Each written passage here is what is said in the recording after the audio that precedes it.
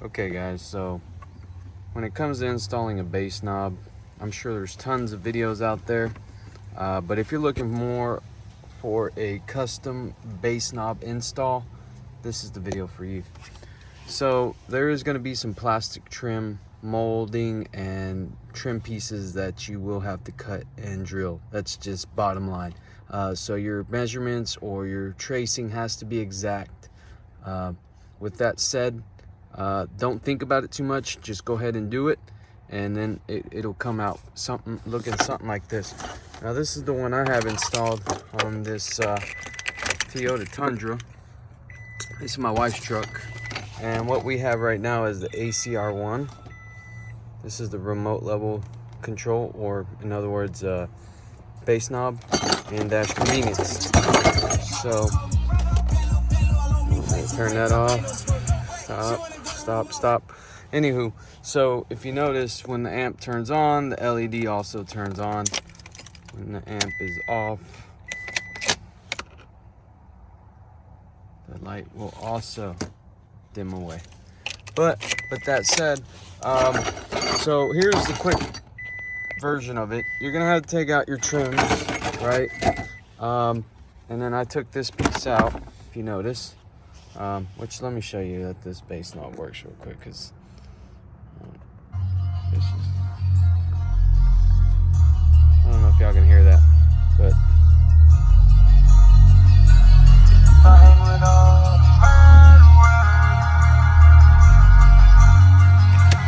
okay, that's enough of that, because YouTube likes to bird dog the audio in videos. So with that being said, I took out all my trim pieces here on the Tundra, and this plate comes out. This is separate, so you can slide it in and out.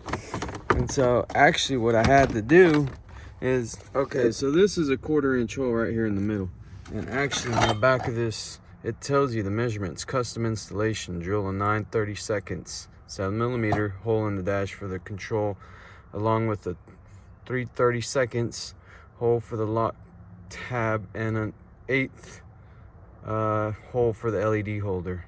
Reassemble the dash control components on the dash. So they got an ACR1, ACR2, and ACR3.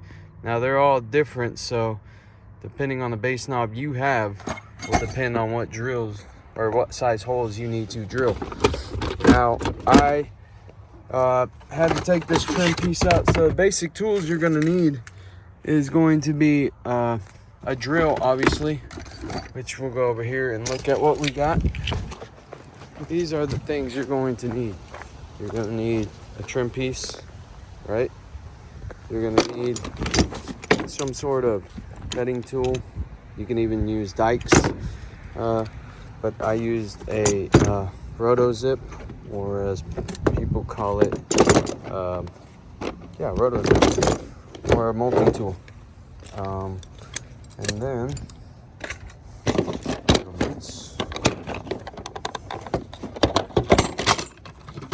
these are impact ready drill bits. Awesome drill bits.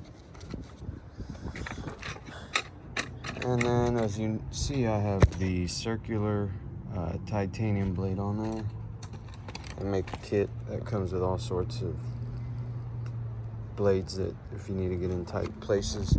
And then the bass knob has a 10mm nut to lock down. That's pretty much it. The trim piece is to take the trim off. This is to cut. I'm gonna show you what we need to cut over here. So right here, since I wanted the light to line up over here on the side, the bass knob is actually like this. It's actually a really weird design, because I had a JL bass knob. Now it didn't come with an LED. This one does, which is, I've had it without the LED for months now, and I went ahead and just got bored. And anywho, I got that multi-tool in here with that round blade, and I had to trim this out.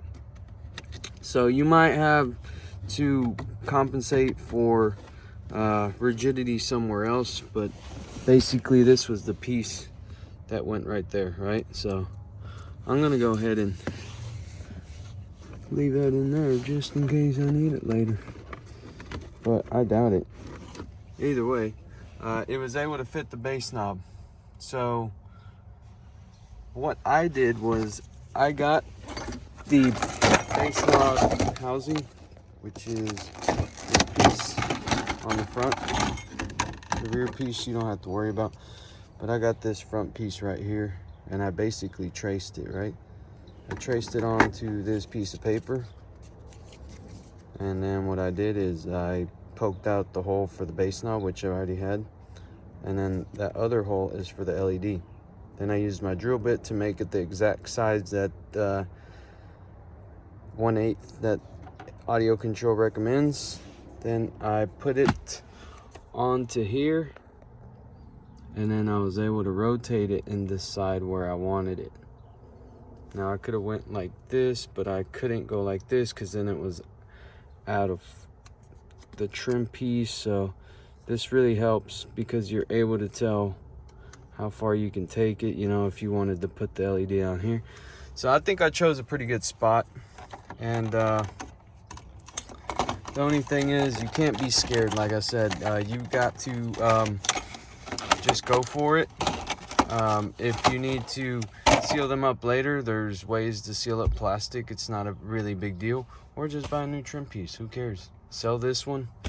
Advertise it as a base knob, ACR base knob trim piece, willing to trade somebody for a stock piece.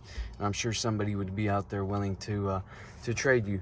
So in order to put all this back, you just slide this in, and make sure to be careful with the cable, because that's what's going to be turning on your base knob. Slide it in front first like this, and that puppy will actually clip in place. Pretty easy, just like this one. And like I said, you'll have a little play over here, but not much. And then when we add this piece on top of the shifter, it should stabilize it a little bit more. Make sure you're in where you need to be, and boom. And if you don't feel comfortable with that little gap there, I'm sure you can put a little bit of hot glue in there, hold it down, bada bing bada boom, and put this trim piece back.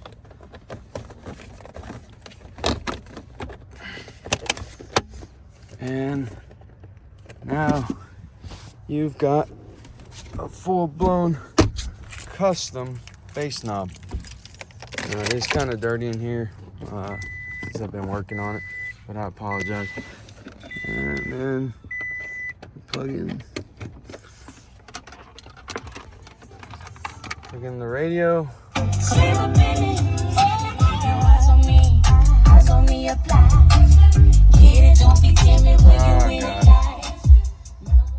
XM quality sounds like crap, by the way. But there is the base knob. There's the LED.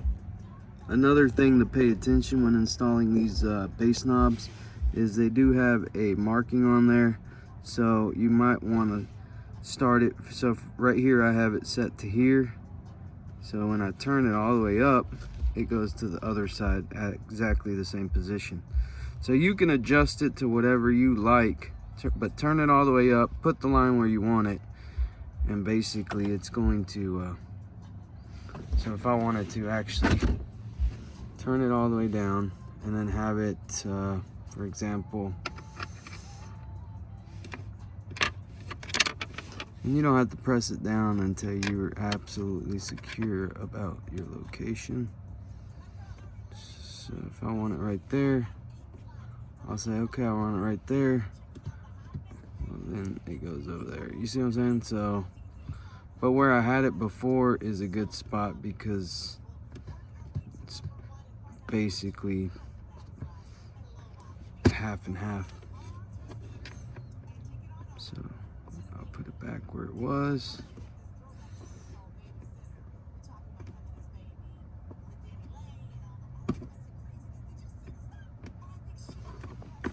Boom, push it down. Some of these base knobs feel like they don't come off, but if you pull tight enough. And there it is, guys. If y'all have any questions on this base knob install or anything else, let me know. Oh, another thing, I do have another trim kit. This is the Metra Tundra aftermarket trim kit. Look at this. I mean, This is the second Metra kit I've had. This is on a Pioneer, but I've had one with a Alpine Halo 9 and the same thing. It looks like crap and it doesn't line up. Look at this. Look at that. Look at that. It just looks horrible. So the Scotia one cost like, you know, 10 bucks more, so 38 bucks or something. The Metra's like 28, but I mean, look at it. It's worth the 10 bucks. And I'll make another video about that, but hopefully this helps other people out. Thanks.